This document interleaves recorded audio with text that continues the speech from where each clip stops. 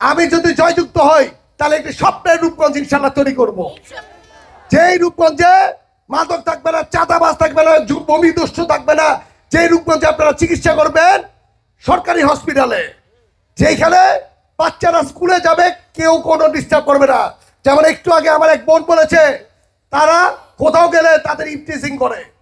ইনশাল্লাহ বাবা মাও টেনশন মুক্ত থাকবে, কারণ ছেলে মেয়ে যে স্কুলে যাবে কেউ কোনো ডিস্টার্ব করবে না, এরকম সমাজ আমরা ইনশাল্লাহ করবো। আমাদের দেশ নায়ক তারেক রহমান সাহেব বলছে উনি যত খাল আছে সব খাল আবার উদ্ধার হবে, কোথাও পানিবন্দী থাকবে না ইনশাল্লাহ। 17 বছরের একটা প্ল্যান ছিল গত সরকারের। মাদকাসক্ত যদি ছেলে মেয়ে হয়ে যায় তাইলে আপনারা ওই বাসায় বাচ্চাদের নিয়ে ব্যস্ত থাকবেন, গণতন্ত্র নিয়ে ব্যস্ত থাকবেন না। এইটার জন্য ওরা এই কাজটা করে গেছে।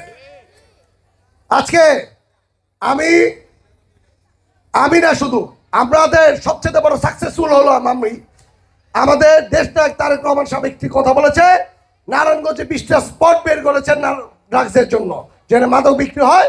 উনি বলছে নারায়ণগঞ্জের থেকে মাদক যেগুলি ব্যবসা করে তাদেরকে আইনের আওতায় আনবে। আমরাও ইনশাল্লাহ সকলে মিলে 12 তারিখের পরে আমরা জানি কে কে ব্যবসা করে, আমরা তাদেরকে বাসাতে ধরে ধরে এনে আইনের ব্যবস্থা ইনশাল্লাহ করে ছাড়বো।